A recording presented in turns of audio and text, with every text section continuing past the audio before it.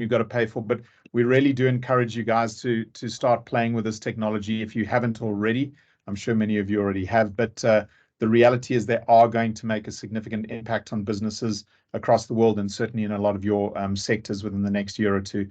Although we're going to focus on text and image-based artificial intelligence, we're going to also add some brief snippets of fascinating and more advanced generative AI as well. And we are going to start with this one. So give me 1 sec while I cut over to my next screen.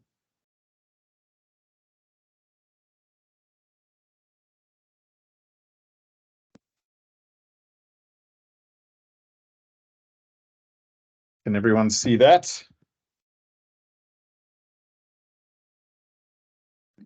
Yes. Now we're stuck on this stupid tower in the middle of nowhere. And I don't blame you. And now we're stuck on this stupid freaking tower in the middle of freaking nowhere. And it's all my fault. Es todo por mi culpa. Now we're stuck on this stupid tower.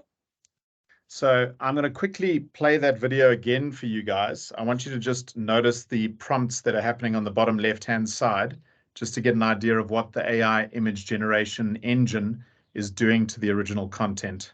In the middle of nowhere. And I don't blame you. And now we're stuck on this stupid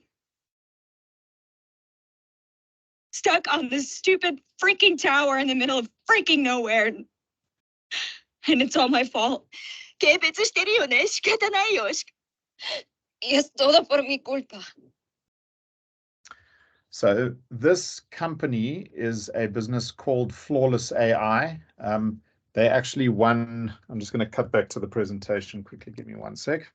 While Brian's doing that, I just want to point out that for a lot of us, I think we've got a full room here. That was a little bit distorted or laggy.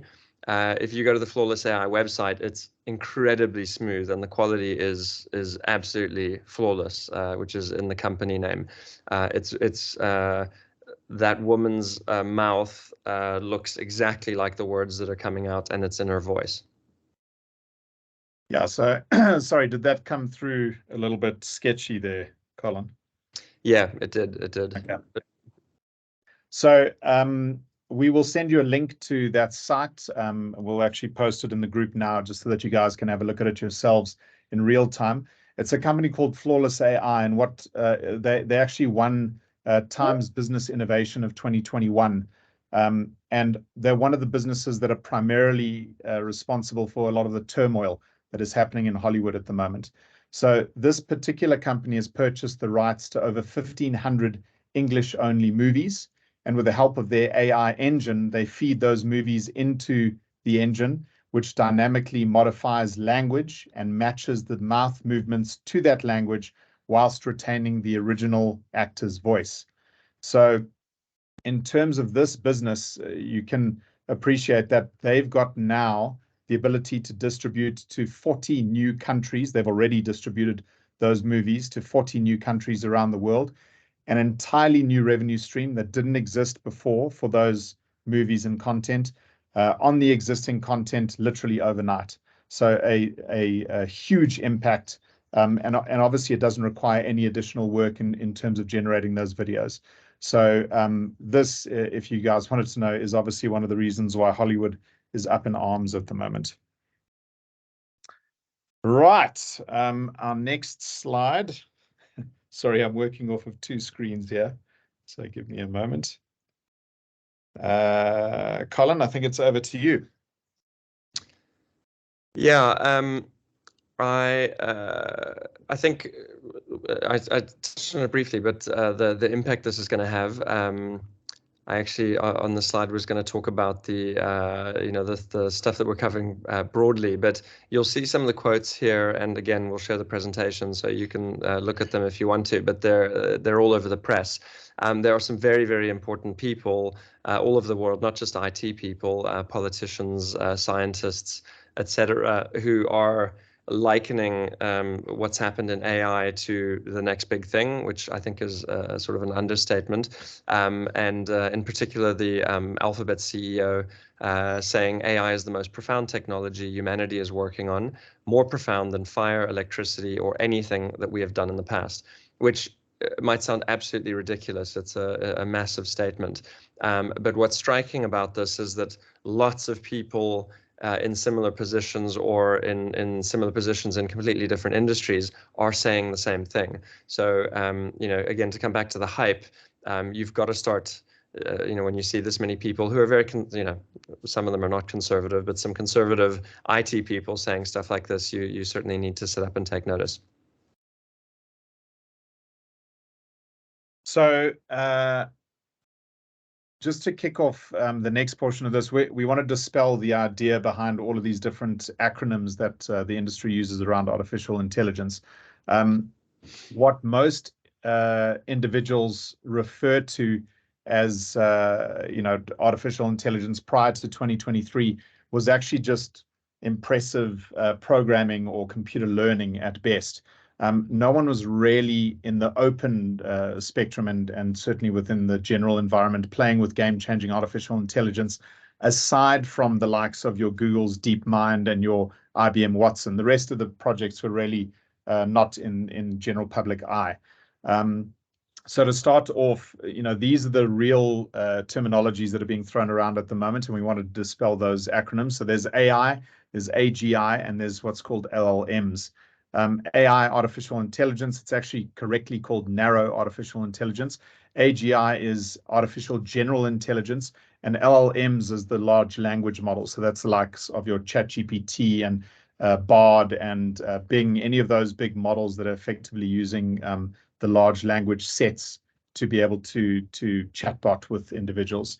Artificial intelligence is the one that's exciting everyone at the moment. AGI is the one that is terrifying a lot of people at the moment. So when it comes to narrow artificial intelligence, that is very specific to its own field. So it doesn't breach or generate outside of its area of expertise.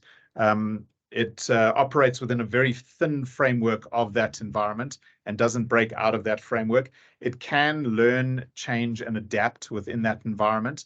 But again, it is very isolated to what it's been programmed for. So this is the likes of your LLMs, your chatbots, your image generators. It does not evolve beyond its topic, and it knows what and how, but not why. And that's a very important aspect that we'll expand on a little bit later. These generative models know what they're generating and how to generate the answers that you want, but they don't actually know why it works. They don't know why it's generating what it delivers for you. Artificial general intelligence is a very different beast. This is actually, for the most part, it remains hypothetical. It combines all narrow engines together. It is commonly referred to, or the moment that this were to exist is commonly referred to as the singularity. It learns new skills independently of you trying to tell it to learn new skills. So it effectively just tries to learn in order to expand its own understanding of topics and capabilities that it has. It can organically change and mutate or evolve. It will improve itself perpetually. So it has all of the engines that have been the starting points of artificial general intelligence always have an intention to grow far beyond what they're capable of initially. It knows what, how, and why. And this is the one that many experts are warning people against.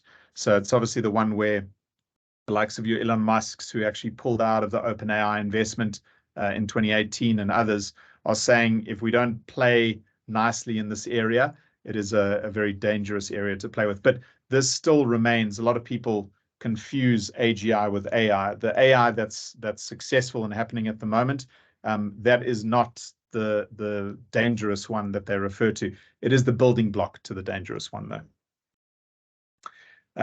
And then when it comes to the game-changing aspects of artificial intelligence, there's a few kind of tipping points that happen every single time technology really makes a huge step change. And that tipping point is basically factored down by all of the experts into 6 different things. So when technology becomes exponential, individual, shared, strategic, global, and composable, that is the moment at which it really has a breakthrough and does a step change to dramatically change the impact on society. Now, with artificial intelligence up to date, shared, strategic, global, and composable have all been there for a while. So shared is effectively that ability, as soon as one artificial intelligence engine learns something, all the other engines can immediately understand the context and the ability to do that thing. So that immediate share capability is obviously very powerful. From a strategic perspective, there is a huge impact on the cost of doing many things. So it's the cost of creating, the cost of code, the cost of customization, the cost of cognition. All of those costs dramatically reduce. The fact that people have the ability to access these technologies, it changes a huge dynamic and gives a very big strategic advantage en masse. It becomes global. So that is, as an example, on ChatGPT, over 100 million people adopted ChatGPT within the first month of its launch. And it obviously expanded very aggressively from there. And then composable effectively meaning that it can be made up of many different aspects that are joined together. And the more of those aspects, or the more of those engines you join together, it actually starts compounding on its ability. The last 2 points, exponential and individual, I'm going to hand over to Colin to talk about those, because those are the reason why artificial intelligence is suddenly so prevalent in 2023. And that has to do with how clever they've become when you interact with them. 2 years ago, if you were interacting with an AI chatbot, you knew that it was a chatbot within a minute or two. Nowadays, I think many of you will agree, you've probably by now messed around with ChatGPT, and you've probably seen how incredible some of the output is. And that, in simple terms, has to do with its intelligence. And its intelligence has to do with, I use that term loosely, by the way, and not to relate it to human intelligence or to compare it to humans, but it's the way we perceive it. Has to do with a couple of things. One of the phrases which is sort of coming out of this, and again, I actually also say this, I'm using it loosely because this is also new, that various people or various companies are starting to use different acronyms. But over time, certainly since Brian and I have been watching this, some of the acronyms or phrases or names have stuck out. One of them is meta-learning. And what meta-learning is when AI teaches AI. And Brian's going to give us a practical example of that a bit later in the presentation.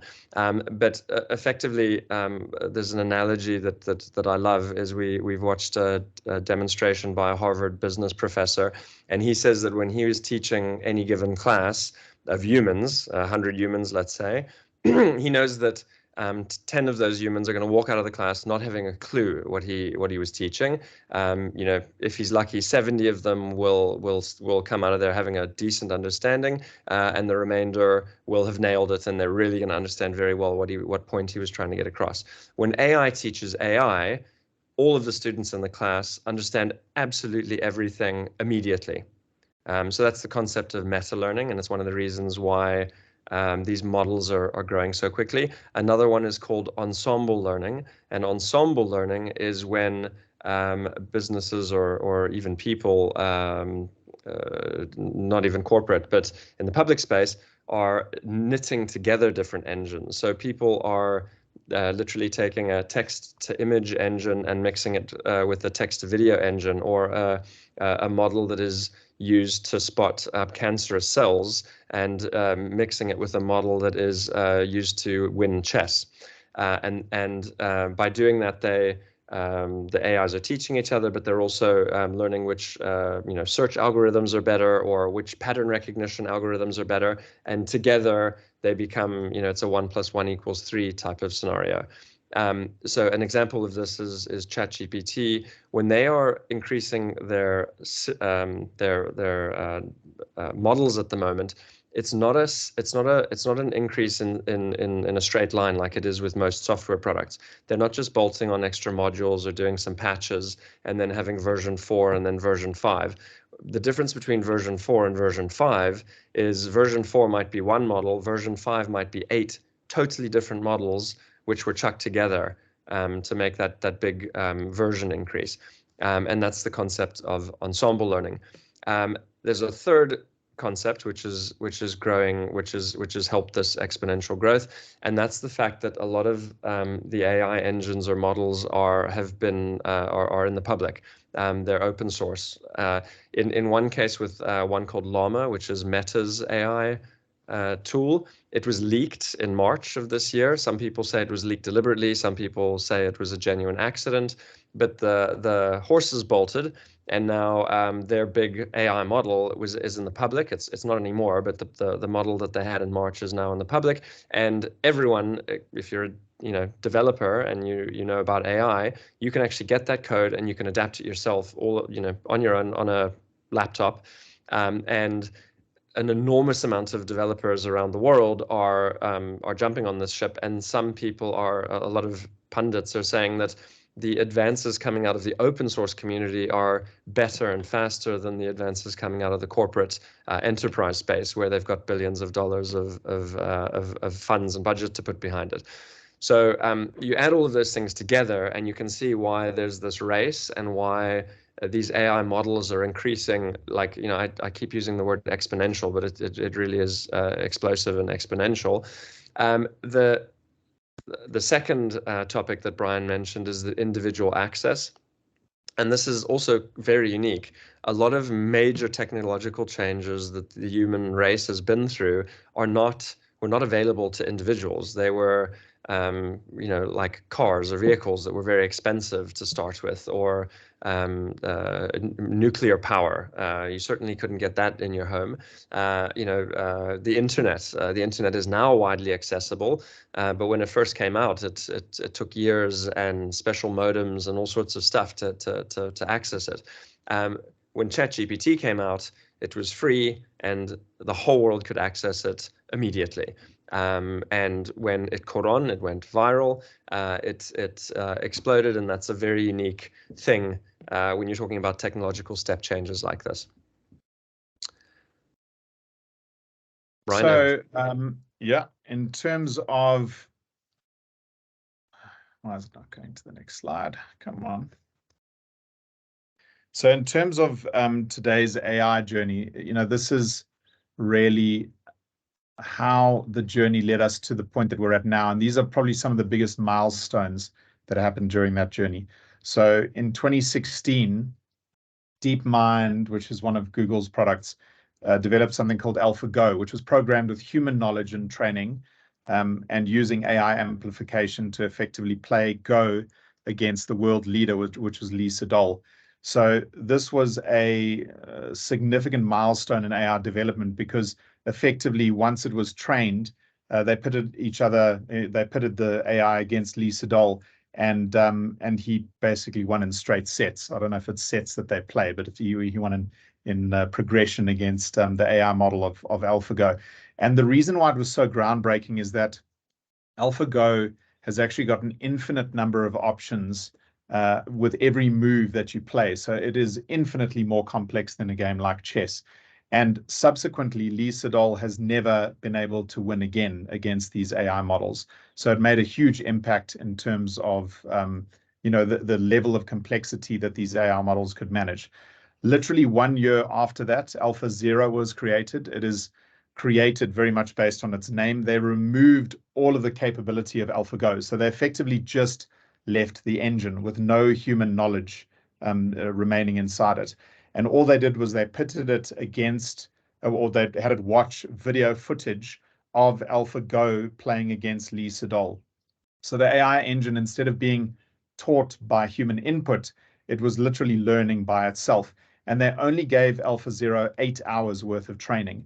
After the 8 hours, they pitted AlphaZero versus AlphaGo, obviously the world's #1 in the Go game, and it lost subsequently the next 1,000 matches that they were pitted against each other. So something, the AlphaGo technology took years to develop after Google's acquisition of DeepMind. Literally in 8 hours of watching the footage, AlphaZero was able to learn the game better than all of that development and the human input.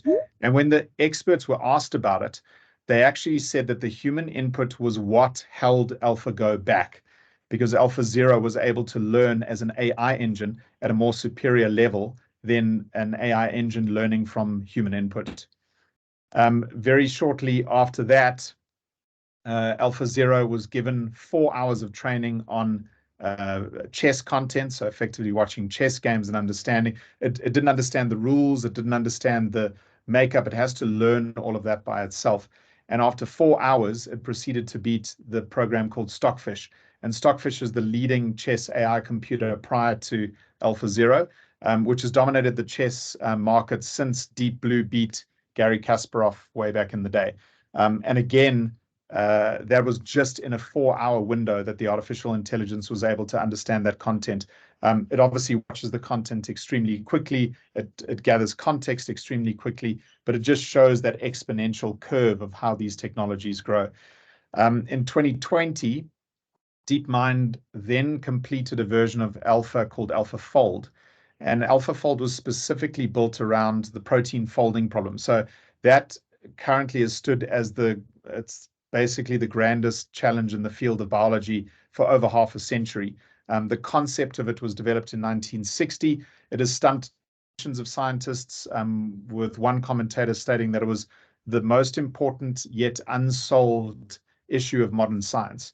And in 60 years, since 1962, human scientists had solved just 17 human folds. So 17 of the protein folds in the human body. In 2020, when AlphaFold was released, it solved 17,000 within the first 24 hours. And it proceeded to generate 100% of all the human protein stacks within the first 2 months of it being given the problem.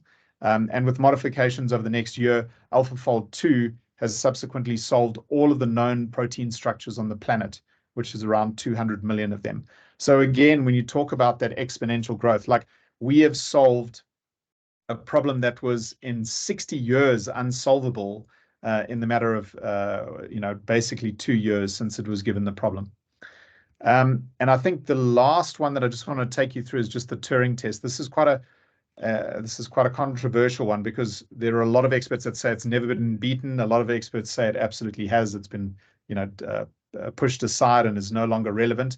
It is quite subjective. So the reason why it's subjective is that the Turing test was always one evaluator, one human, one AI, and the evaluator had to decide in text conversation with both who the human was and who the AI was.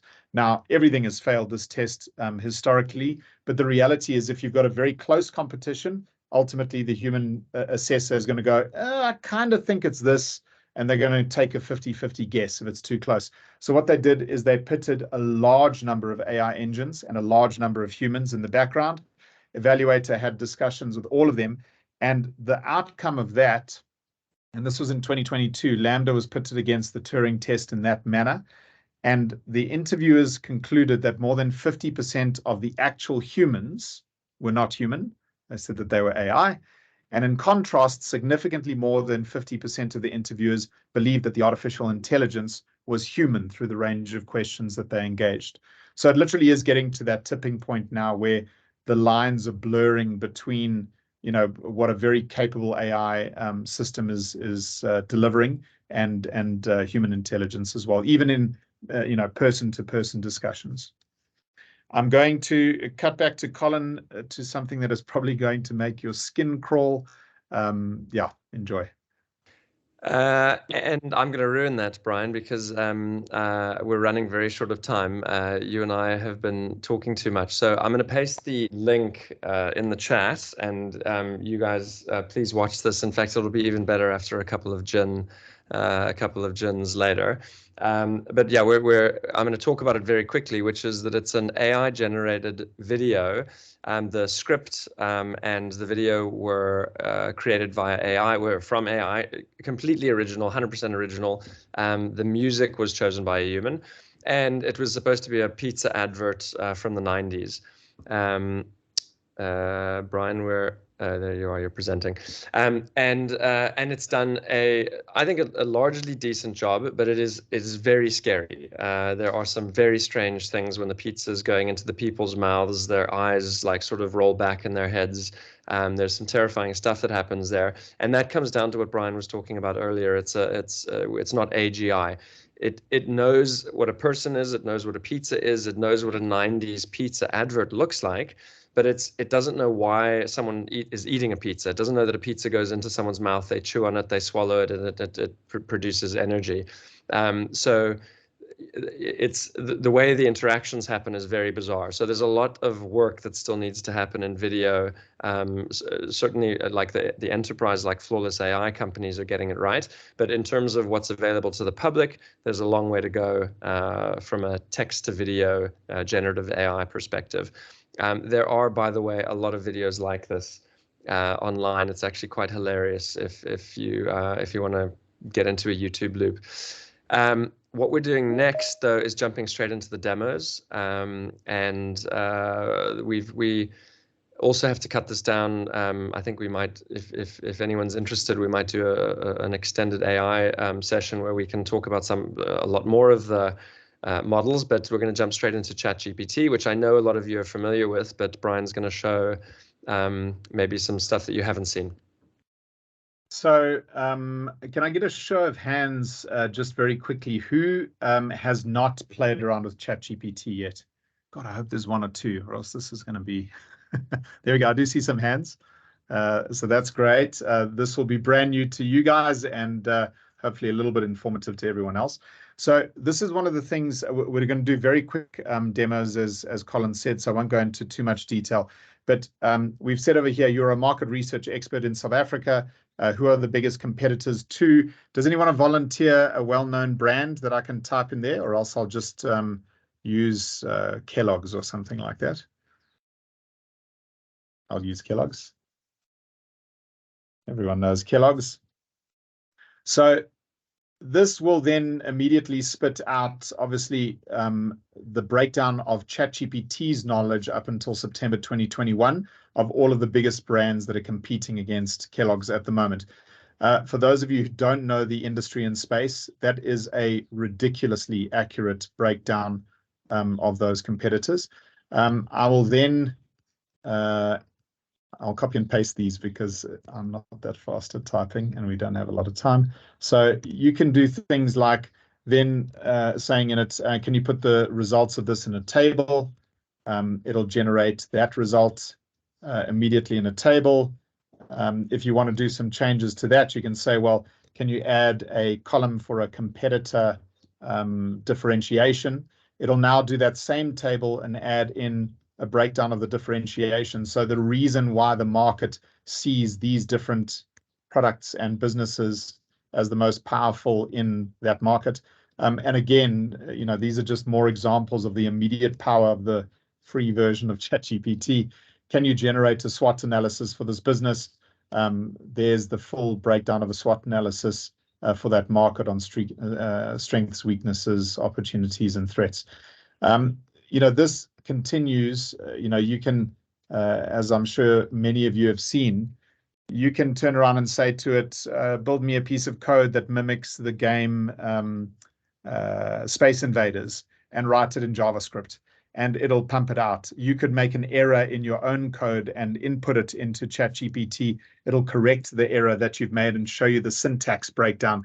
It'll show you. So, you know, the exponential power that's in just a simple system like GPT is unbelievable. And one of the things that is far more recent that I found out, and then I'm going to cut back to Colin for some of the image generation, is that when the large language models started in this space, they effectively had ridiculous amounts, terabytes and terabytes of data that was downloaded off the internet and off of sources to go through.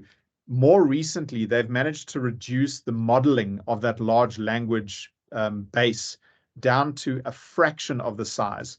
So they predict that within the next 12 months, you are going to have a large language model as or more powerful than ChatGPT, and the entire language model that it is based on, the entire data stack, will be able to sit on a cell phone, an average smartphone.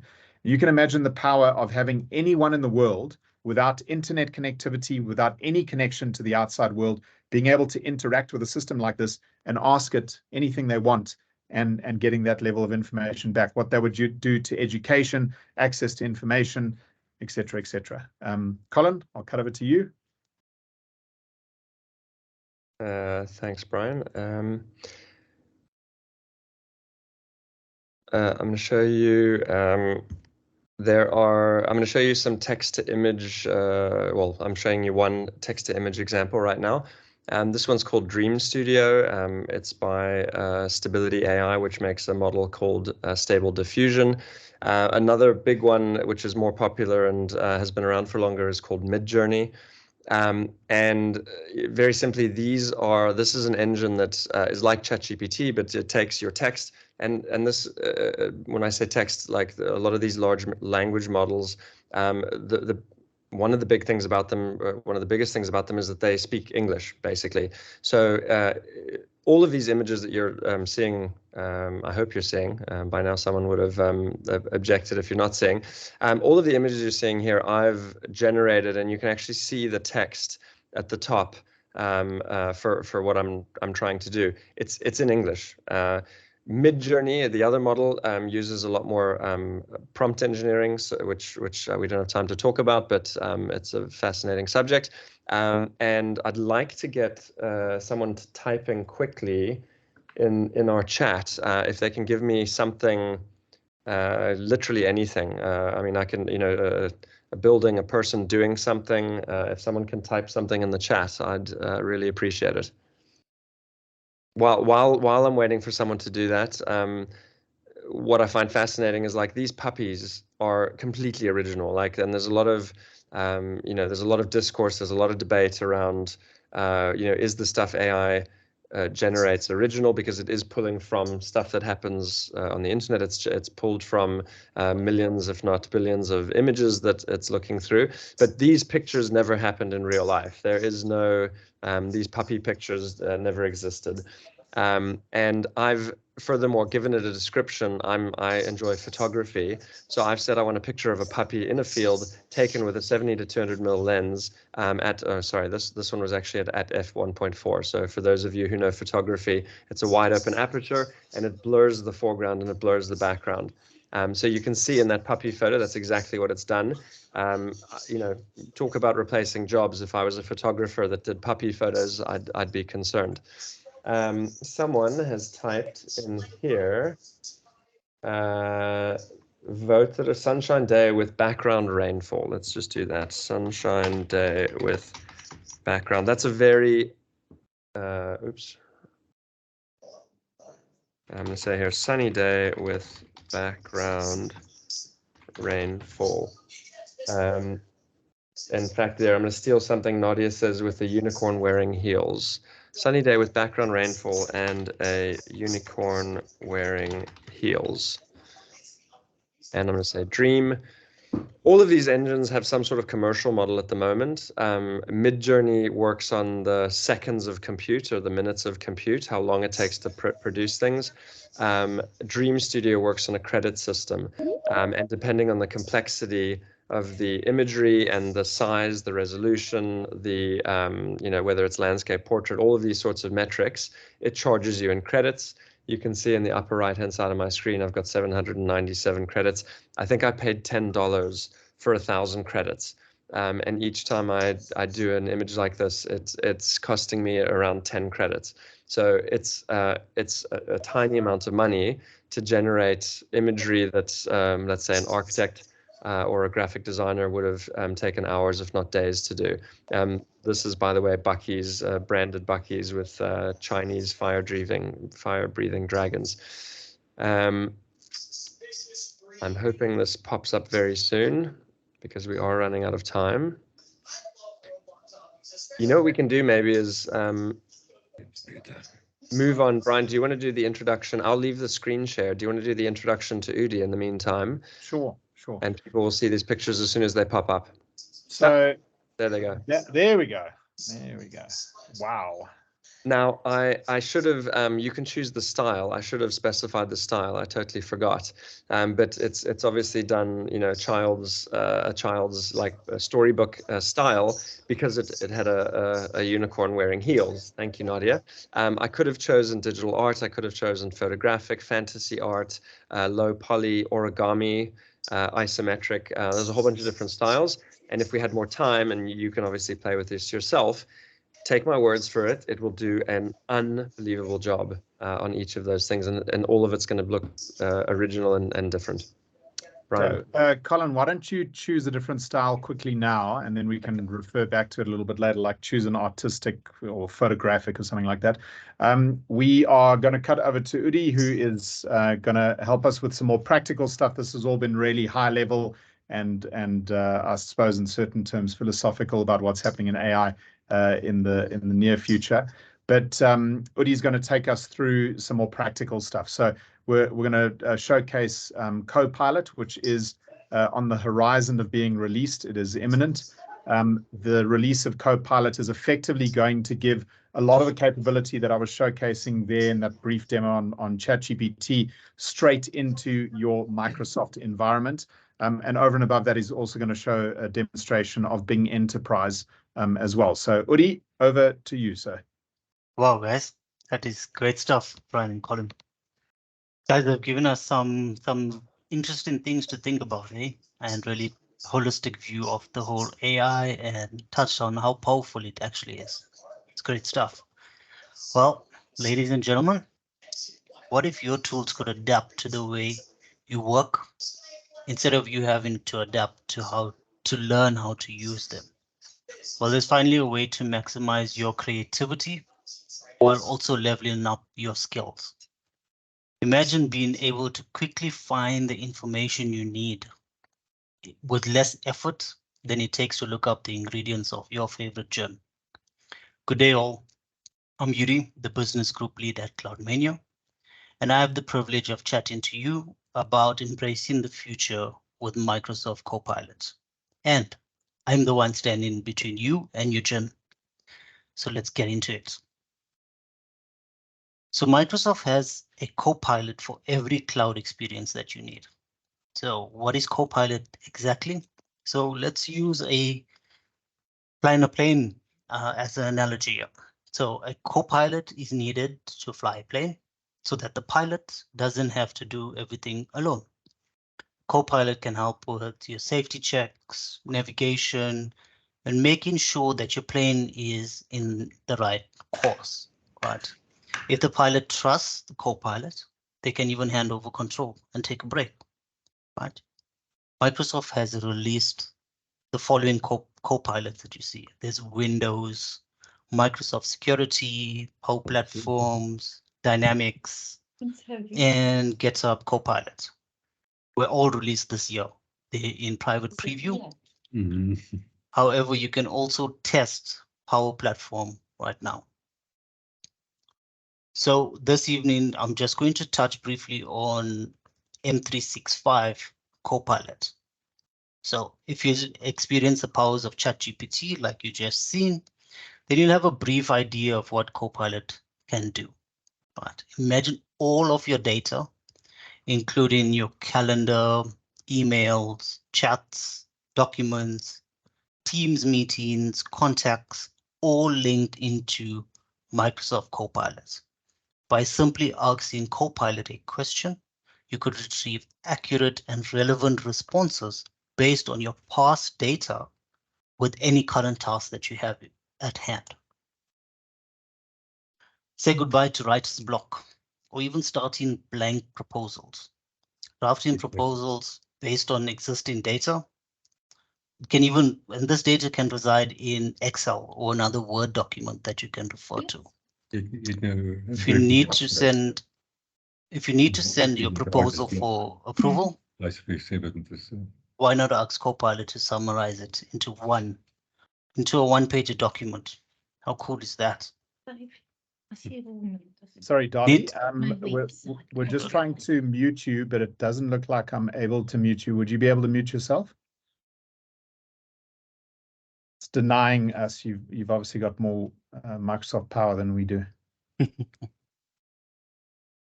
Carry on, Udi. Cool. So Copilot in PowerPoint. So you need to quickly present a project plan or scope of works document. Why not ask Copilot in PowerPoint to create a deck based on this information? Think your presentation might be too long? How about asking Copilot to consolidate your slides? How are we shy at that for this presentation? Next, we have Copilot in Excel. It allows us to actually dive into sales, right? We can break down our sales by type and just pop up a quick table. Or the interesting and fun thing is you can tweak your growth rate, sway cross margins. Excellent way to explore potential impact of growth in your organization. Picture this as your own scenario testing crystal ball in Excel. What about Copilot for Outlook? We've all been away from our desk attending on-site meetings, right? How about asking Copilot to flag important mails we've missed during the day? It just lightens your load, right? So you don't have to waste time reading those lengthy emails. It can summarize those long mails and quickly draft and suggest replies. So Copilot in Outlook helps you clear your inbox in minutes. It's one of the great features with it. Again, Teams. How many of us have missed a Teams meeting and had to have another Teams meeting to catch up on the first Teams meeting? Well, with Copilot in Teams, your Copilot can sort through and present the most important points mentioned in that meeting and provide you with the next steps. It's like having a savvy business consultant in your digital toolbox. Hello? You guys can still hear me, right? Got you. Yes. Yeah, sorry. So you guys are always in control as the pilot. With AI as your co-pilot, nothing ever happens without your approval, and nothing is final until you have reviewed and are happy with your results. Next up, I'd just like to run through a quick demo on Bing Chat for Enterprise. I'm just going to share my screen again. And remember, Bing Enterprise is currently available for you to use on your enterprise SKUs. Okay. So before I continue, I think it's important that I touch on this big green button here, showing that it is protected. Okay. This means that your data never leaves your organization. So picture ChatGPT within your organization. So the data never leaves, your data or your commands are never trained accordingly. Let's give it an example. See, provide me with a pancake recipe.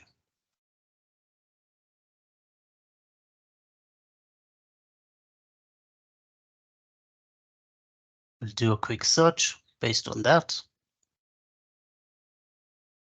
Now let's ask it to, let's substitute. Can I interrupt quickly, Udi? Yeah. I just want to point out we've been chatting about this, Udi, Brian, and I, and the pancake recipe is very deliberate because we have a customer who is a global restaurant business. They have banned ChatGPT across their organization, and the reason for that is that they're worried about their staff leaking IP. So it's very easy, and people are doing it all the time. Is redoing corporate website work or letters, emails, etc., etc. This company has banned it across their corporate network because someone can take a recipe from one of their restaurants, copy and paste it into ChatGPT, and to summarize it or to shorten it or to make it more elaborate or to make it humorous, which is what they were doing. And this company was very worried about that IP leaking. What Udi is showing you right now solves that problem. You'd be able to open this up on the corporate network, knowing that your IP, no matter what your staff are doing, knowing that it's protected and ring fenced. Great, thanks, Colin. I mean, let's provide a substitute for flower work, right? Just like how Colin mentioned, is we're changing the recipe, but it's not out there, right? It's not in the internet. It stays within our organization. Anybody maybe allergic to almond, chickpeas, you can always change it, right? Now, the quick one I want to do is just gonna get a contract agreement, right?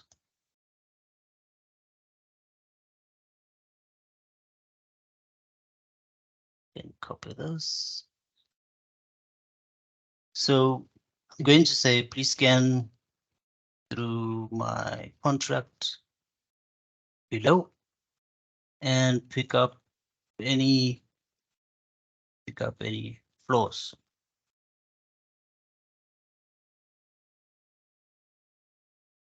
So there's my generic contract with my terms, warranty, and so on. And my Bing Enterprise is going to scan this and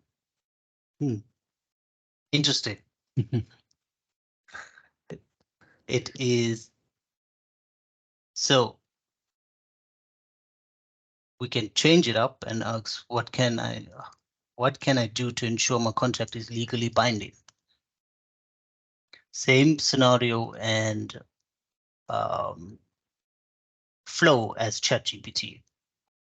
This is one of the interesting gremlins that all of the LLM and AI environment is trying to figure out, is that the models, and I think we've tested that one about 3 or 4 times before this session. Of course, it would have a problem in the live session, but out of all of those times, it always gave the advice. Now, it's actually a great depiction of what artificial intelligence is like, because it decided for some reason this time with the same content to not provide it, feeling that it's legal advice and it shouldn't be doing that. So it's got those guardrails, and sometimes it'll run into the guardrails and sometimes it'll work its way around the guardrails. So this is still a bit of an anomaly when it comes to artificial intelligence. It's actually nice to see a live example of it messing with our live demos. Yeah, it's pretty cool. And one of the big differences as well, obviously, if any of you are on Microsoft 365, E3, E5, Professional, any of those licenses, you have this right now. It is in your stack. You can log on to it immediately. It'll auto log you in if you're in that web environment, and you can start using it. And very importantly, this is connected to the internet. Unlike ChatGPT 3.5, which is the older version, that only has data up until September 2021. This is live and connected to the internet, so vastly more data available to it. Thanks, Brian.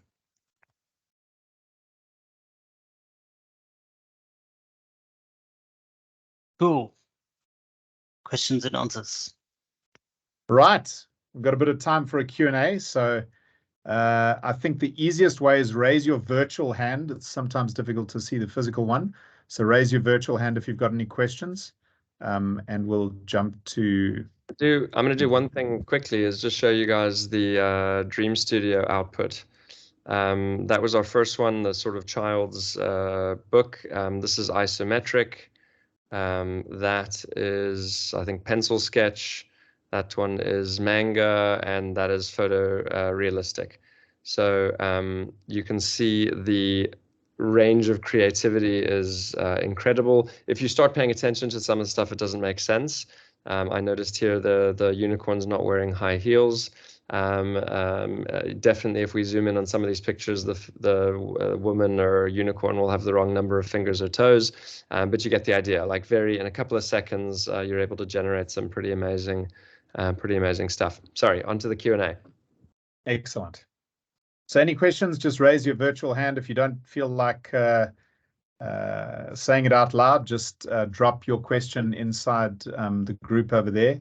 I think we did have some questions submitted prior to the session as well, and we've got those ready if everyone's still thinking a little bit about what they want to ask. Mel, can you give us one of the questions that customers gave us prior? Oh, there we go. Hank, got a we hand. got one. Yes. Go for it, kind sir. Okay, thanks. Let me just get my hand off. Let me just de-raise it.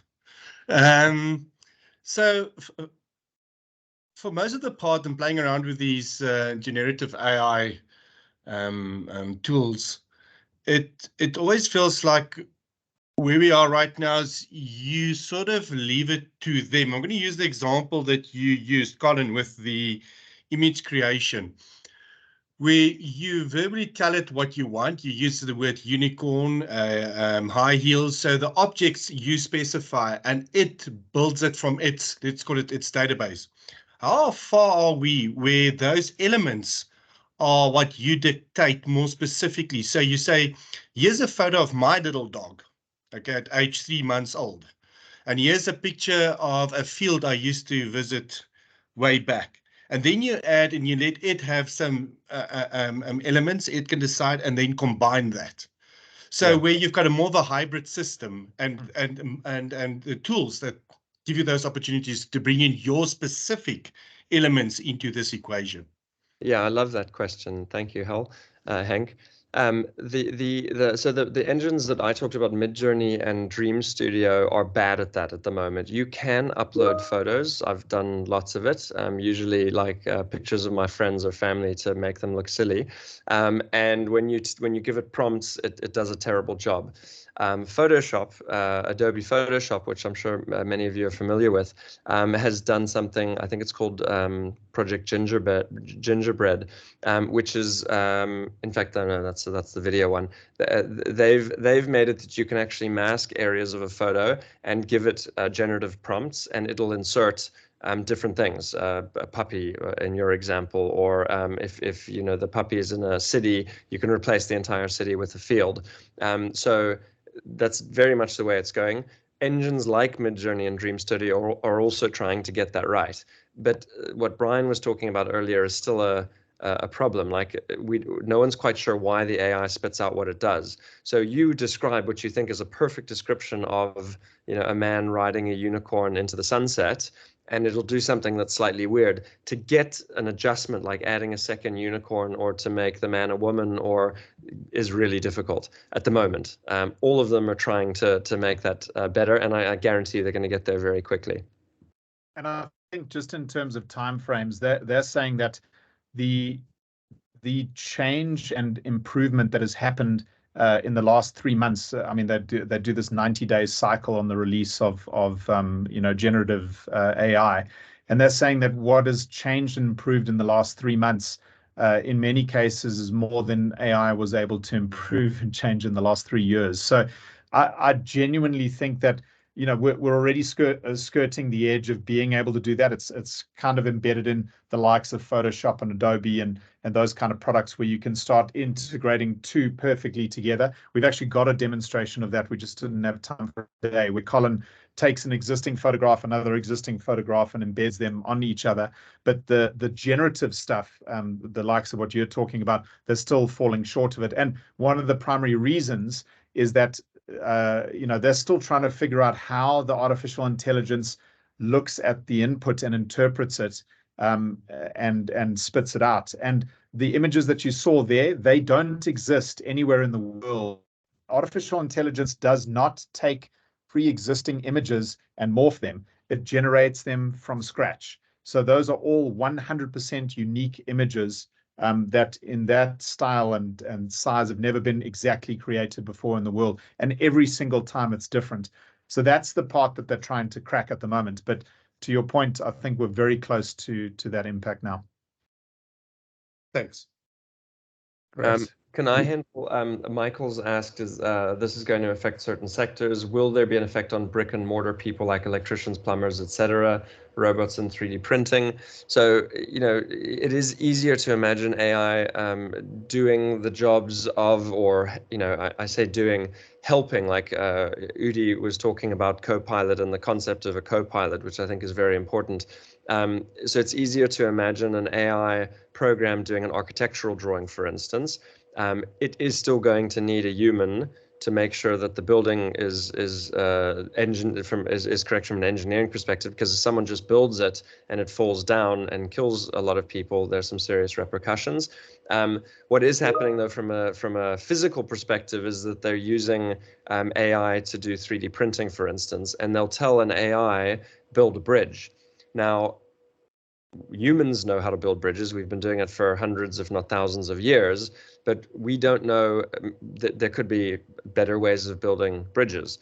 And Brian talked about this, is that what they learned with AlphaGo and AlphaZero is that the humans training the computers, it actually slowed the process down. It was actually a hindrance. Maybe if AI teaches itself these things, we might come up with new ways to design bridges, safer ways to design bridges, safer ways to build cars.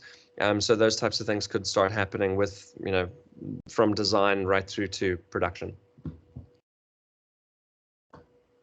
Great. Any other? You're on mute, Colin. Oh, sorry. Send through previously. And we are running a bit short on time, so just to... When will Copilot be available? That's a good question. Udi, do you want to take that one? So Microsoft mentioned early next year. Okay. So hopefully in the first quarter of next year. But if AI has anything to do with the development, maybe as early as next week. True. Perfect. Another question that was asked by one of the customers before: how can we integrate it with our business, for example, referencing our own internal policies and documents? This is probably one of the most common questions that comes up, because everyone's talking about the ability, ChatGPT has its own data source that it's pulling, so does Bing and all the other large language models. A lot of people are wanting to do that exact same thing within your own business's framework. And the answer is twofold. I'll give you the high level, and Udi, maybe you can go into a little bit more technical detail. But the high level answer is you can absolutely do that, and you can do that right now. The challenge is the data needs to be prepared in such a way that it doesn't skew or taint and damage the output. And that second part is the trickier part. So the data, if you've got 3 different versions of a policy, as an example, the AI doesn't know which one is the most recent or relevant. So you have to be very careful about what the input is in order to make sure that the output is accurate. Udi, I don't know if you want to add any context to that. No, that's great, Brian. So it's also, if you think about 3 different types of documents or policies, if a user puts in a question, I need, like a new member starts in an organization, right? I need to check what's this policy of leave, right? Now, if you've got 3 different policies, it's only what that user has access to will she be able, or he will be able to see, right? So it's about preparing the data. That's the important part. Preparing and having access to the correct data for you to be directed to your internal policies and documentation. That's it. Thank you. Is object, I think this might be the last one that we do. And then we can, if we've got a little bit of time right at the end and people are still hanging around, we'll jump into some others. But this question is object recognition viable, and how can it be practically used? Colin, I don't know if you want to jump in there. Yeah, Hugging Face, a very strange name, is a big AI company, and it's using other AI models and putting UX and it's making them accessible to programmers and developers. Yeah, I'll go quickly. Sorry, Sean, we need to hand over to you. There's some unbelievable applications for this. One which is happening a lot at the moment is, and I think they're doing it in New Zealand, which shouldn't be a surprise to us, is there are cameras, something like 180 or 380 cameras, traffic cameras, monitoring people at very, very high frame rates. And it's able to detect not just, previous camera technology was looking at the license plate or the shape of the car, and it could guess that it was a Toyota or something. What the more modern object recognition AI engines are doing is it can tell that there were 3 people in the car. 2 of them were blonde, 1 of them was a brunette. The brunette was driving the car and was on a cell phone at the time, and the blonde in the passenger seat didn't have a seatbelt on. And it triggers a whole bunch of things. And this was an article that literally came out yesterday.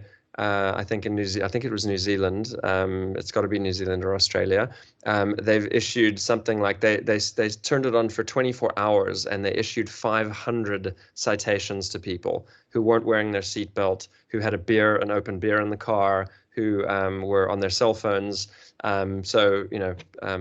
Thank goodness none of us have emigrated. We don't have to put up with that here in South Africa, but that's the type of stuff you can do with object recognition. Also stock takes, but there's not enough time to go into it. Literally cameras which look at your shelves and see, in our case, how many laptops or servers are on the shelves. No need to do a stock take. The camera knows what's gone in and what's gone out. That's also a super practical application of object recognition. We need to shut down our AI discussion, I'm afraid, guys, and move on to the fun part. So let's welcome Sean Gunn, who is the founder of Whiskey Rebellion. He's obviously driving the Gin Rebellion as well. So let's hand over to you, Sean, and grab your packs, guys. Enjoy. Hi, everyone.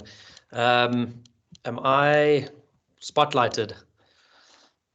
Can everybody see me? Yes. Yes. Okay, cool. All right. Yeah, it's quite interesting. I thought I'd duck out for the hour that you guys were chatting, but I actually ended up watching all of it because AI is just so interesting. And the funny thing is we actually used AI to get all these boxes out to all of you. In